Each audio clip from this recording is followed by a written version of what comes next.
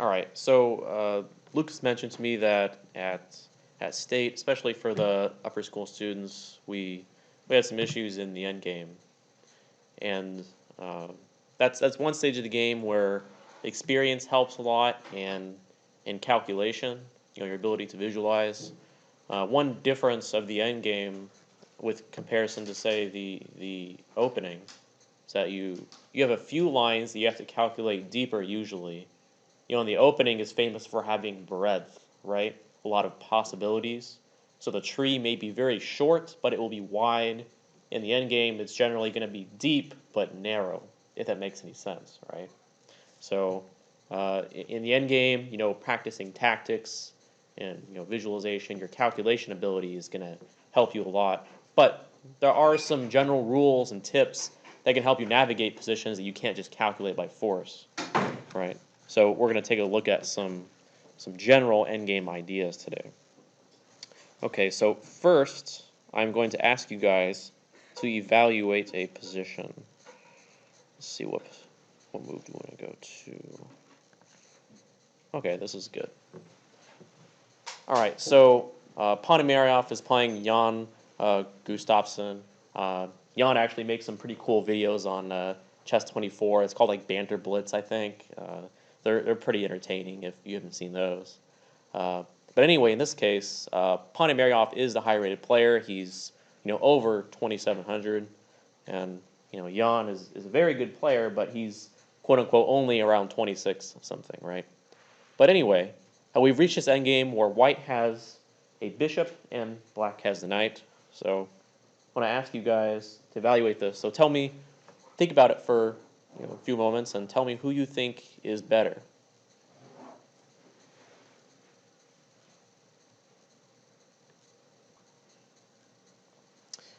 All right, you guys have had some time to think about it. What do you guys think? Anyone have an opinion they want to state? Who's better?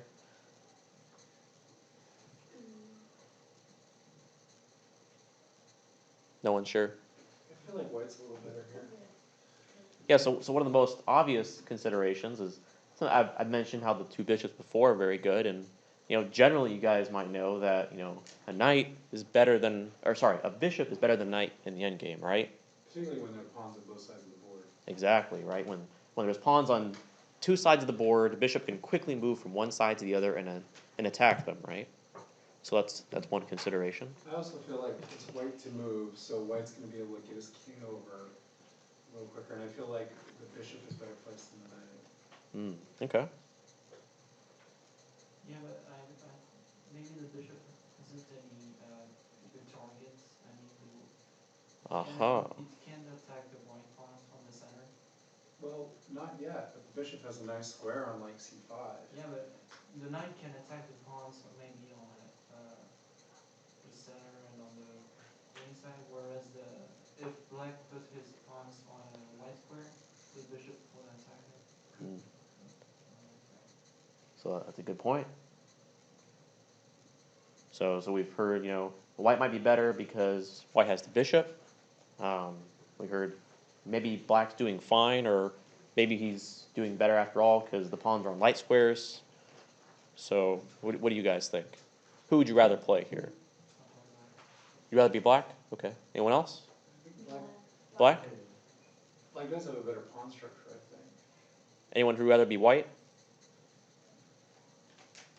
No takers? I'll All right. say white. You'll say white? Okay. So it turns out black is actually better here. So despite the bishop, as Elias pointed out, the significant thing here is that black can put all his pawns on light squares.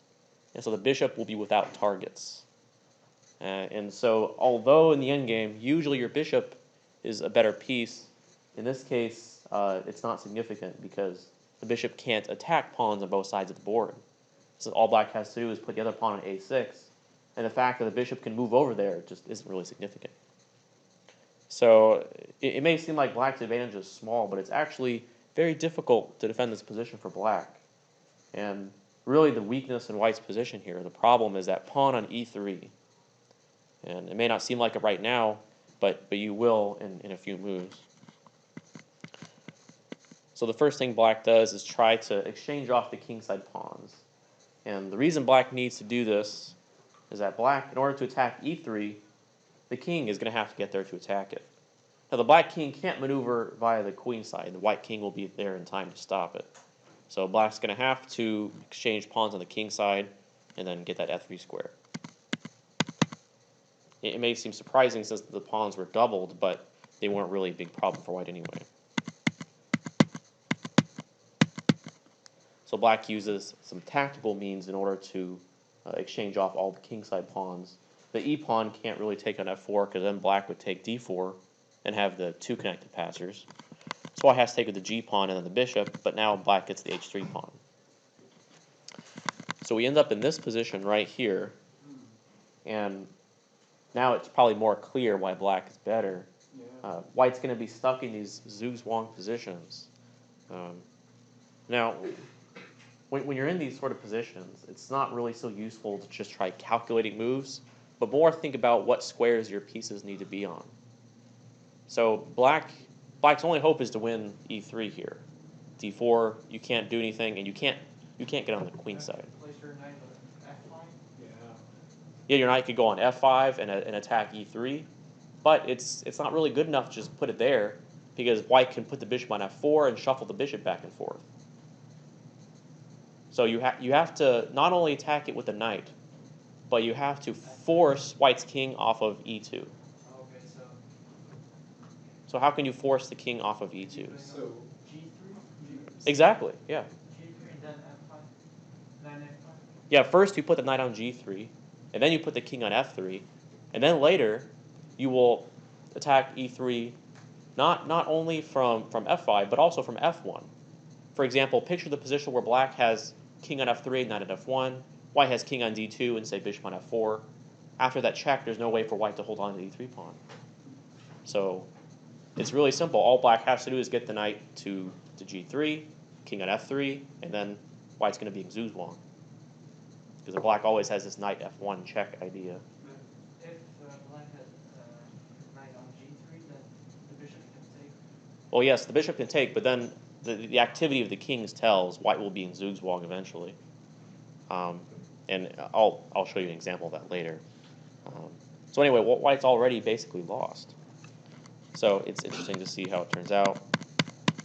By the way, in these positions, you'll note the patience of these GMs. Black just kind of shuffles around a while, waits for white to get impatient and push pawns, and it just creates a new weakness.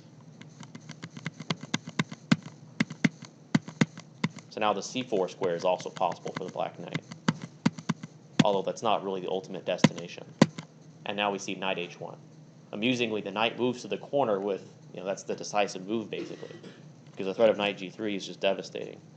Now white played king d2, but really wouldn't help. Like let's say you played bishop e5, knight g3 wins.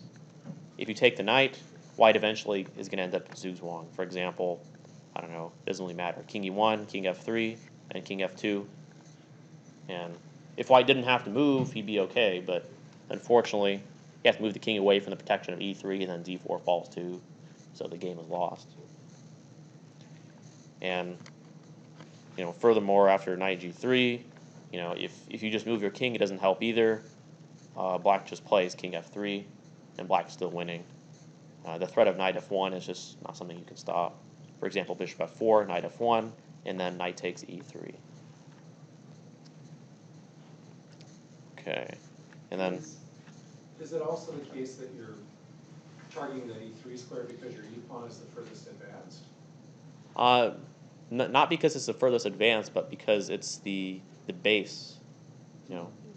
D4 is never going to be something you're going to target because E3 is always guarding it.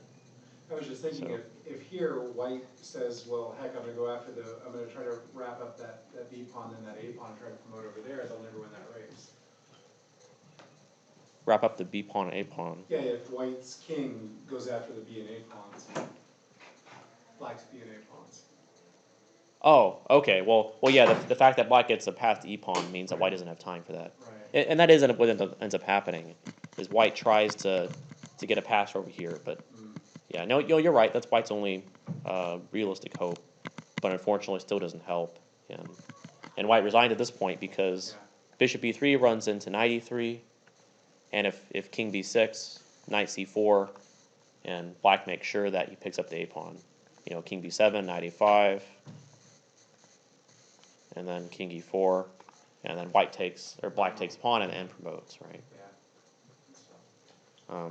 So anyway, the main purpose behind showing this endgame is just that keep in mind your targets in the endgame. You know, a bad bishop can really be painful. You want to make sure your pieces have targets, right? So if you don't have targets, you're just going to suffer, and almost invariably you're going to lose eventually. So any questions about this endgame? All right. So here's another one. This one is a little bit different. All right. So in this position, it's white to play, and again we have white with this knight, and black has the bishop.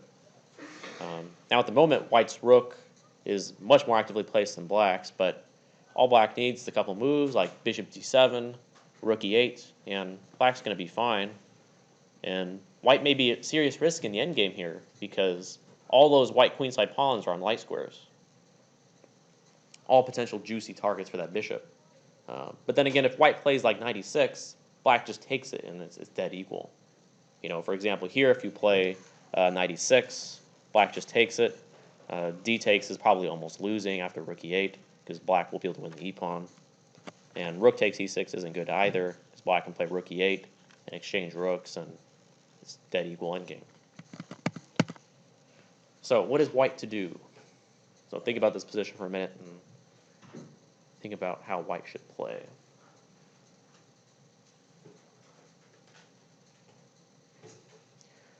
So if at this point you guys don't have any ideas, I'll give you a hint that. Yeah, I was just gonna say, sometimes if you don't have targets, you have to make them, right? Your opponent isn't always going to help you, and like Ian said, b6 is absolutely the right move here. We need to get targets for the pieces. Now the point, pretty simple one I guess, is that if black plays c takes b6, then knight b5 gives white a winning position because the knight's going to arrive on d6, where it's also going to attack b7 and defend c4. Black's going to be in trouble. And the knight defends c8 and e8 from the rook as well, by the way. So if black takes on b6, then white's just going to be winning. So black saw this and played bishop d7. And now black's point is that if white takes on c7, then he will play, rook c8, and black will regain that c7 pawn. But instead, white just played knight b5. Now black has to take because you can't allow just knight takes c7, and now c takes. It may seem confusing. Now black has a problem though. Taking on b6 is practically forced. Rook c8 runs into rook c1, and something like rook e8 leads to a losing pawn in game after takes, and b6. White has a protected pass pawn. So black is practically forced to take on b6, but now white has rook e6. And this is the point. Black could play rook d8, but if you remember from when I've talked about rook games before, that you really want to avoid having your rook's purpose in life being to just protect the pawn. And in fact, rook d8 would be way too passive. White would just push up the kingside pawns, move the king up, and eventually, make some progress towards winning a kingside pawn or just getting too active. So rook c8 is the right move here. It's the only way to get some activity. So this is a very common theme in rook games. If you have the option of keeping your rook really passive and defending a pawn, or getting into an open file and counterattacking, choose a counterattacking route. Almost always the right option. In rook games, the activity of your rook or rooks is just really important. So try to keep that in mind. So takes, and now a4. Black's trying to get his own passed a pawn. So now we have this interesting situation where white has these two separated passers, and black has an extra pawn on the king side and the a3 pawn. Um, but here, the reason black is in a very tough spot is that white's king is better. So even though material is roughly even and both rooks are active, white's king is way, way better than that black king. Notice how the black king is just confined to that rank. So this means that black's endgame is practically lost.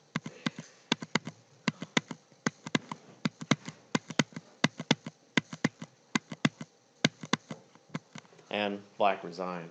White's going to win the rook, and the white rook can contain the 2 pawns, and the black king can't help shepherd the other 2 pawns because white has his other d pawn as well. So at this point, black resigned. So anyway, just a really, really interesting operation that white did there. You know, that b6 move was just crucial. It may have looked just dead drawn before that. But then this idea of knight b5 and rook e6 was also very clever. So, you know, the main lessons here are sometimes you have to create weaknesses and keep your rooks as active as possible in the endgame, whether you're the attacking side or the defending side. So any questions about this one? All right. Now we'll look at a very interesting game between Nakamura and Giri. Let me get to the right moments here.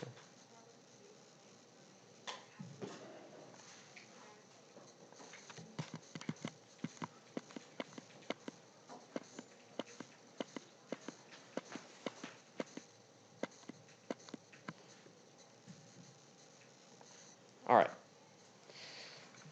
So here we have this very close endgame between Naka and Giri, and Nakamura's been trying to play for a win for a long time, and he's finally reached a good position. Unfortunately, the obvious bishop takes c5 runs into rook takes a5, and black's doing okay. But white to play has a really nice resource. So see if you can find a way forward for white. To d5. Bishop d5, black could try maybe king d7. I don't know that it works, but I want to play rook takes c5. Let's see, does that work? The reason is because white can't advance the king at all. Oh, Yeah, you definitely have the right idea. it's black to Yeah, No, white to move. it's white to move. Yeah. Yeah, I think. Oh, I see. It's definitely the right idea, but I don't think that move order quite works. Which one? Rook takes e5. Take the bishop. Okay. Yeah, that way you can advance, you can march the king to g3, f4. So I think the problem is if you play like rook e5, fe5, king g3, black can play e4 and get his own passed pawn on the d file. Oh, you're right. I gave a huge hint, by the way, in my when I was talking about rook takes e5. I said move order. Yeah. By the way, in the endgame, passed pawns are huge. Are pretty much the lifeblood of endgames. So oftentimes you can take great measures to get some. Bishop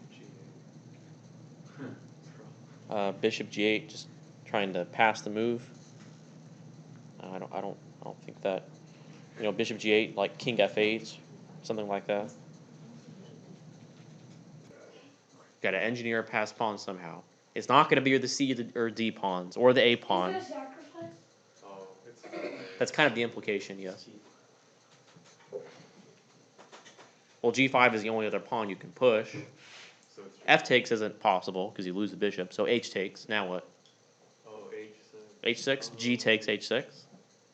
Oh, and then you take the on e5. Yeah. Now rook takes c5. Oh, F takes e5, and then f6. Really? So g5. Black has to take, by the way, because if you don't, white takes an h6 and plays a rook g1, and white will win with the open g file. Yeah.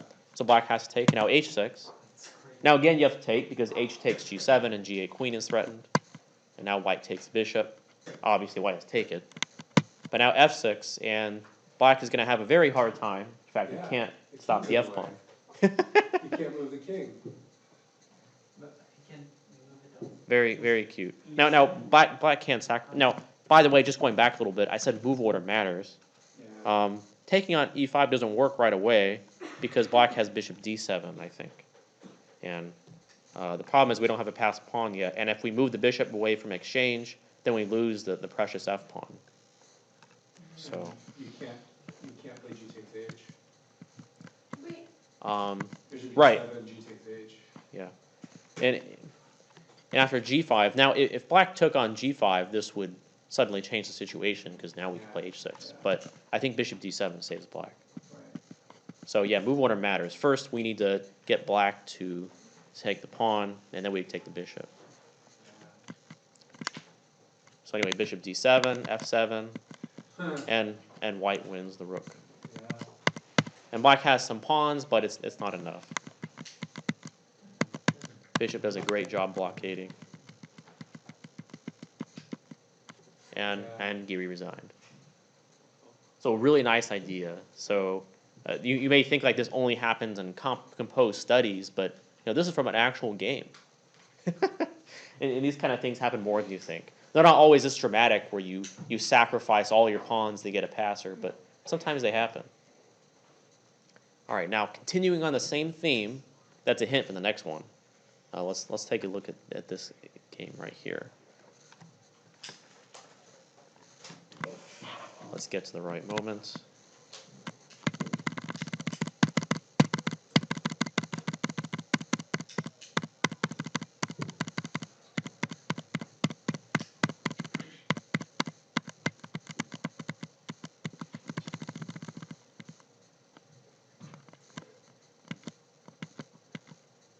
All right. Now, just for the record, white is in a great endgame. Now, if white played, well, I won't say what white should have played, but white's definitely better here. Black's bishop on e8 is very passive.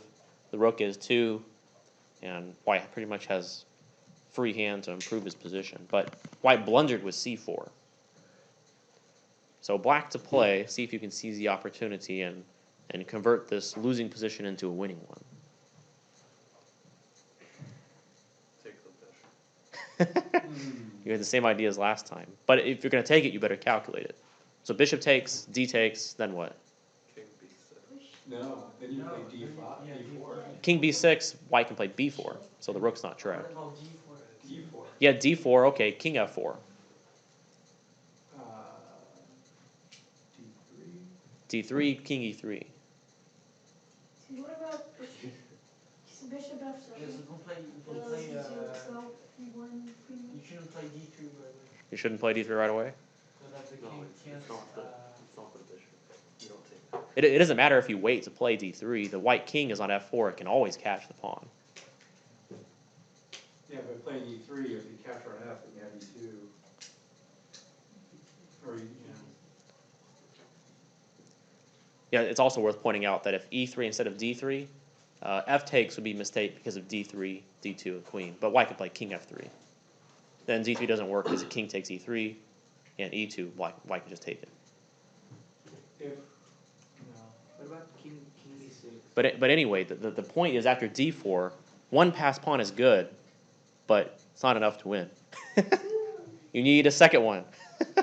So how can you make another one? No, you play something like, I'll also note the defense to e3 was king f3. So maybe if you can stop king f3, then you'd be winning too. Is taking the bishop not an idea? no, taking the bishop's correct. That's what we're looking at, yeah. Could you play bishop f7 after? I think the after moves. Well, you need to play d4 first, get that passer. Right. what's wrong with king B6? King b6, white will play a5, and then c takes d5. So what about king b6 after you play d4? Then you just have rook b5. Well, no, white can play b4 and protect the rook that way. I mean, I suppose king b6 does not spoil anything, so, but you still have to find a way forward after that. So rook takes e5, d takes e5, d4, king f4, and then e3 would be winning because if f takes e3, then d3, followed by d2 and d1. But because white has the king f3 move, he's saved. So you got to stop that somehow. Oh, so I'll put the position in front of you guys and see if it helps. So now black to play. So bishop f7 followed by bishop d5. Bishop f7 doesn't work, probably because of e6, What if e3? rook e5.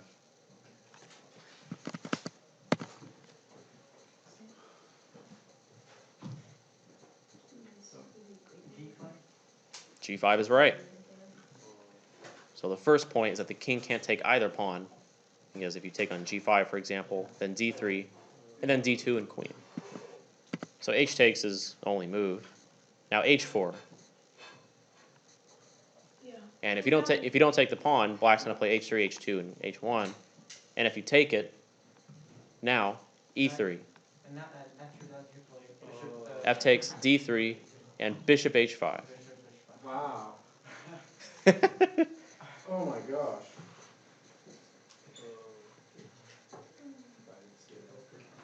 And this was from an actual game, by the way.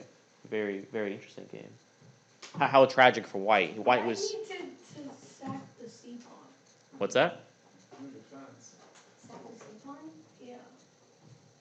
To get so it could move more. Oh, white?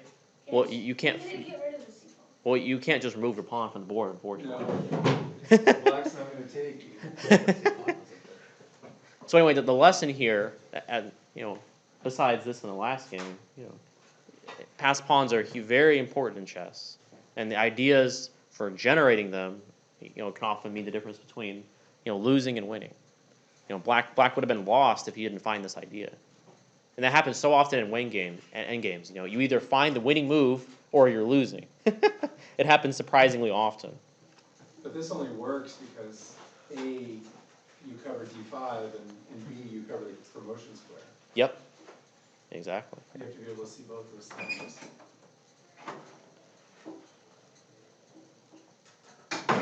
So any questions about this one? All right. All right. So let's talk about opposite colored bishops too. Now, there's one general overlying theme of opposite colored bishops and endgames. They are drawish. Yeah. They are very drawish, and that's a big theme. In the middle game or opening, if you're the better side, generally speaking, you want to avoid this. Okay. So let's say you're up a pawn in an endgame, and you have this possibility to go into opposite square bishop endgame. Try to avoid it. It can be really drawish. And likewise, if you're a defender, you can oftentimes bail out into an opposite square bishop endgame and save it. You can sacrifice 1, 2, sometimes even 3 pawns and still get a drawing position. There are certain positions where, yes, even 3 pawns isn't enough to win against opposite square bishops.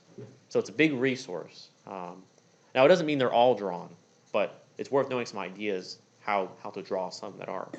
Now, curiously enough, in opposite square bishop endgames, you typically actually want separated passed pawns, not connected. May seem kind of counterintuitive. No, that makes sense. Yeah. So the way to defend, though, and you'll see why this is the reason. If you're facing 2 connected passed pawns, the general rule, and this is given by Dvoretsky, it's really worth remembering. The bishop should prevent the advance of one of the pawns while attacking the other. Right? So just to give you an example of a move that does not do these things, bishop c2 may seem like a natural move, but this move loses because white can play king f4. And the bishop is attacking the pawn at f5, but does not prevent white from playing e6. So therefore black's lost. White's going to play e6 next, followed by king e5, and f6. And moves like king d6 or king f6 don't stop because white can use his own dark squared bishop to push the king away. So yeah, king f4 and white's now winning. But in this position, black has a draw, but only one move draws. So remember, you need to attack one of the pawns, which is f5, since it's the only pawn in light square, and you need to also prevent e6. So maybe Bishop D7. Yeah, bishop d7 is the only move. So it's that simple. Now the problem for white is that white can't maneuver the king around to the queen side or center because f5 would fall. And if you play king f4, black just shuffles. King f7, and moves the bishop back and forth, c8 and d7 forever. e6 never works because black can just take it. Yep. And if you play f6, then bishop e6, followed by just moving the bishop forever back and forth, and the pawns can't advance. What if f6 after you move your bishop? What if f6 in this position? Oh, f6 here, black can play the same. Oh, And then, okay. then bishop e6, and then, just any bishop move forever, basically. Okay, so you don't blockade on e6 though, you blockade on f7. I mean, king e6 also draws, sure. Oh, it does, okay. Whoops, sorry. Yeah, king e6 also works. Black can play bishop e8, bishop h5, bishop f7, Okay. etc. Since the bishop and king control f7, white can never push it.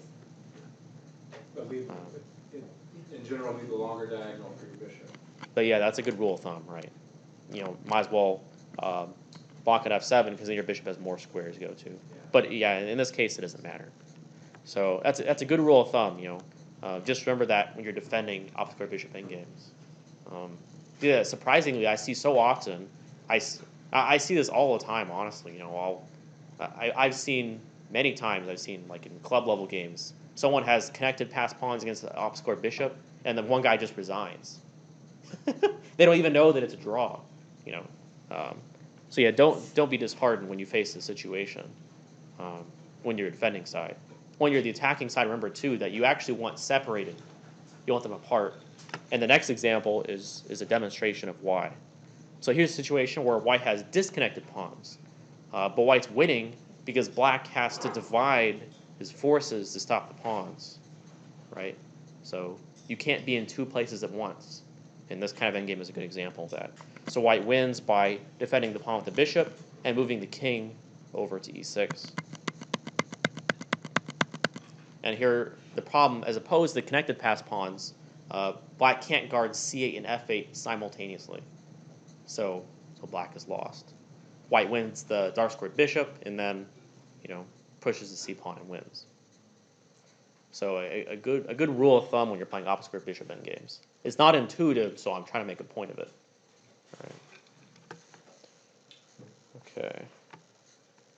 Now another good rule of any endgame really, if you're the better side, if you have an extra pawn, if your pieces are better placed, what you want to do is avoid pawn exchanges.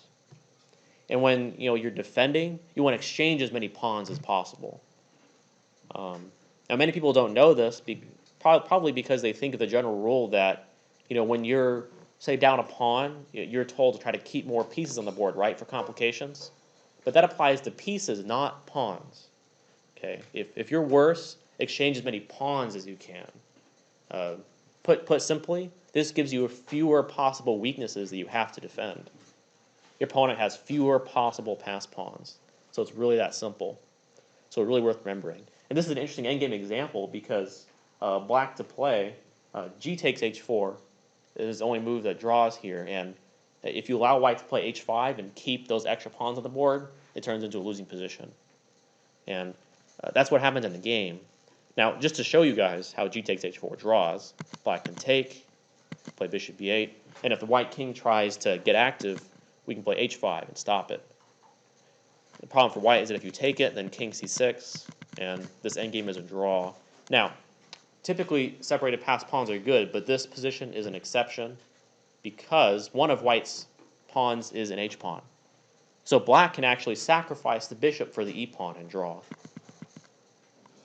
So it doesn't matter if white wins the bishop. Black just puts the king on h8, and we have the typical wrong colored bishop. Because white needs a dark squared bishop to win with that h-pawn.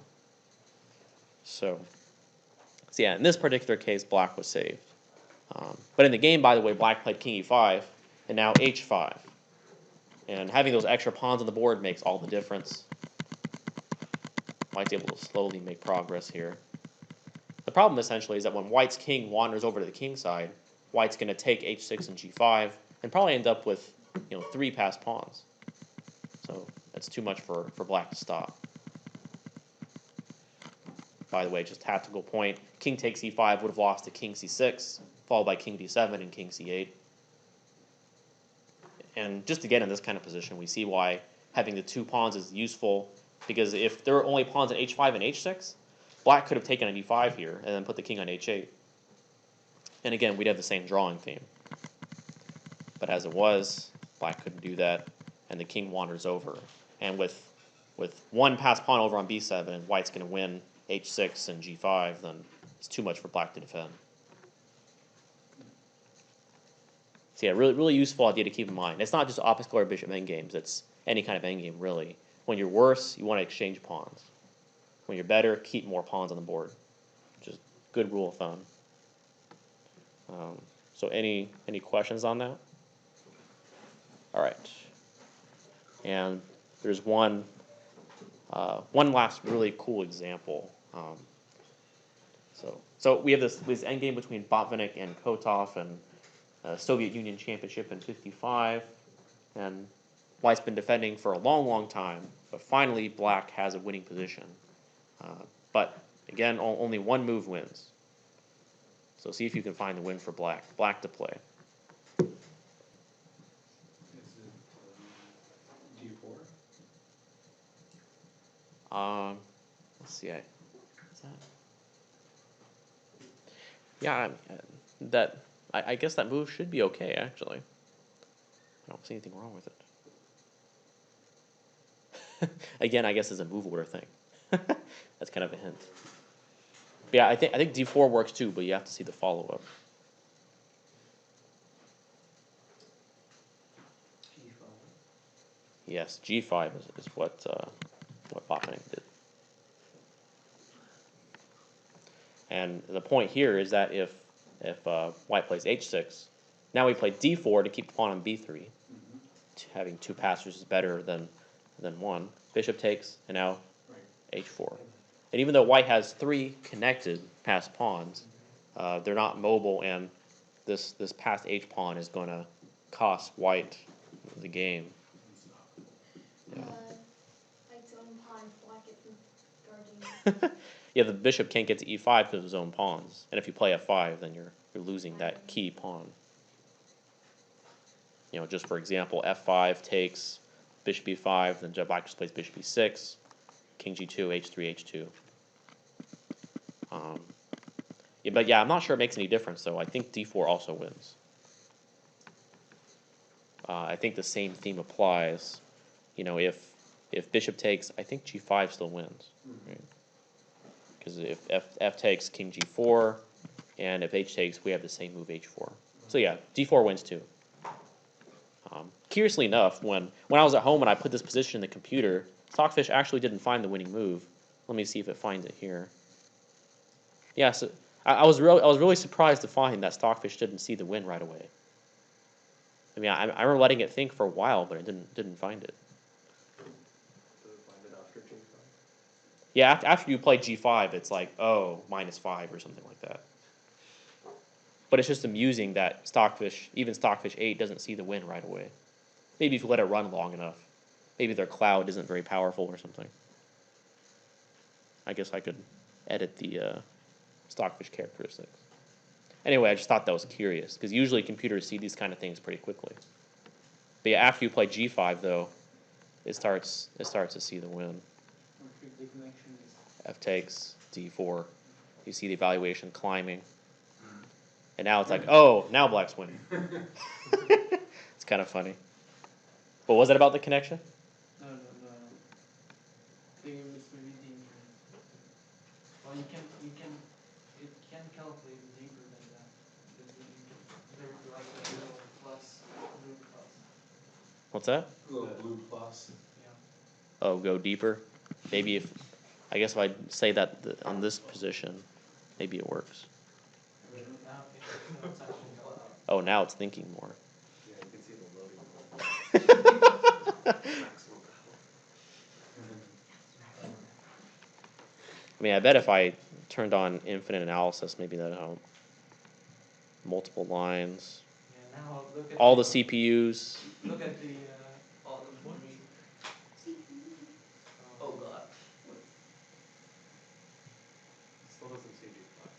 even this, I'm not sure what 32 over 99 means, but even now it's not finding the win. Oh, there it goes. It found it. But interestingly, it wants g5 first. I wonder why d4 doesn't work. Yeah, I think it could be D4. I don't know why I think. Maybe you didn't calculate it right. Oh, okay. Oh, see. Okay, never mind. I think this wins too. Hmm. Yeah, See, not what I expected. never mind. But yeah. Anyway, I just thought that was amusing when I looked at this. Usually the computer is spot on. Like, you turn it on and instantly it just sees the win. But I was amused that it didn't see it here right away. Um, so, anyway, I hope these tips kind of help you. Also feel free to review the video later if you forget some of the things I talked about. You can look at the study too. Let me make this public for everyone. All right. So, you guys have any questions? All right. Thanks, guys.